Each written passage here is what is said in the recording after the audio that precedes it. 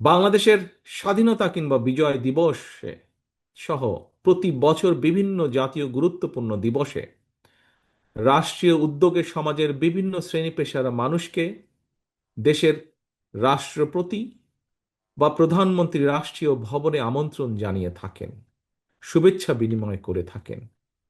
আমি মনে করি এ ধরনের জাতীয় দিবসগুলোতে আমন্ত্রিত অতিথিদের তালিকায় অবশ্যই প্রাথমিক এবং মাধ্যমিক স্কুলের কমপক্ষে একজন করে শিক্ষককে আমন্ত্রণ জানানো অত্যন্ত জরুরি এবং এটি নিশ্চিত করার জন্য প্রয়োজনে ওয়ারেন্ট অফ প্রেসিডেন্স বা রাষ্ট্রীয় পদমর্যাদাক্রম পুনর্মূল্যায়ন করে রাষ্ট্র এবং সমাজে শিক্ষা এবং শিক্ষকের মর্যাদা সমুন্নত রাখার বিষয়টি নিশ্চিত করা অবশ্যই প্রয়োজন।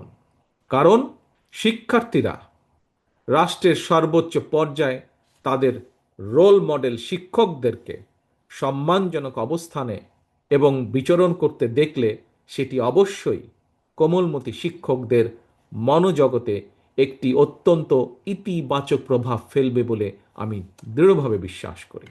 সম্মানিত শিক্ষক, উপস্থিত ভাই বোনেরা, সম্মানিত নেতৃবৃন্দ, এই সমাবেশে আপনাদের অনেকের বক্তব্যে শিক্ষকদের চাকরি জাতীয়করণ প্রসঙ্গ এসেছে।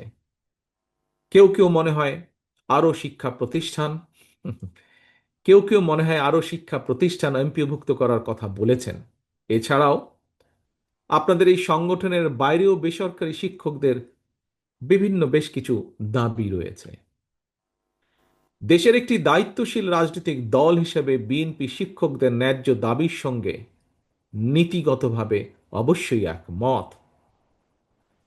দলের আমাদের দলের মহাসচিব সহ স্থায়ী কমিটির সদস্য জনাব আমির খুসরো সাহেব এখানে উল্লেখ করেছেন, আপনাদের বক্তব্য থেকেই উঠে এসেছে এখন পর্যন্ত যতটুকু হয়েছে শিক্ষকদের জন্য বিভিন্ন পর্যায়ে বিএনপি যতবার রাষ্ট্র পরিচালনার দায়িত্বে ছিল অধিকাংশ সময় অধিকাংশ দাবিগুলো সে সময় পূরণ হয়েছে। কাজেই আপনাদের এগুলো সম্পর্কে আমরা ওয়াকিফাল। রাষ্ট্র এবং রাজনীতির সংস্কার কিংবা নাগরিক উন্নয়নে আমরা যত উদ্যোগ গ্রহণ করি না কেন, শিক্ষা ব্যবস্থাপনার আধুনিকায়ন এবং শিক্ষকদের আর্থ সামাজিক নিরাপত্তা সম্মান যদি আমরা নিশ্চিত করতে না পারি, তাহলে অবশ্যই আমরা যে লক্ষ্যকে সামনে রেখে এগিয়ে যাচ্ছি সেটিতে আমাদের কাঙ্ক্ষিত সুফল মিলবে না। সম্মানিত উপস্থিতিবৃন্দ, জনগণের ভোটে বিএনপি রাষ্ট্র পরিচালনার সুযোগ পেলে অবশ্যই রাষ্ট্রের সামর্থ্য অনুযায়ী শিক্ষকদের আর্থিক নিরাপত্তা বেষ্টনী বাড়ানো কিংবা চাকরি স্থায়ীকরণ কিংবা জাতীয়করণের বিষয়টি ইনশাআল্লাহ ইতিবাচক বিবেচনার জন্য উচ্চ পর্যায়ের কমিশন আমরা গঠন করব ইনশাআল্লাহ। একই সঙ্গে প্রচলিত শিক্ষা কারিকুলামকে ব্যবহারিক এবং কারিগরি শিক্ষা প্রদান করে ঢেলে সাজানোর লক্ষ্যে অগ্রাধিকার ভিত্তিতে শিক্ষা সংস্কার কমিশনও আমরা গঠন করতে চাই।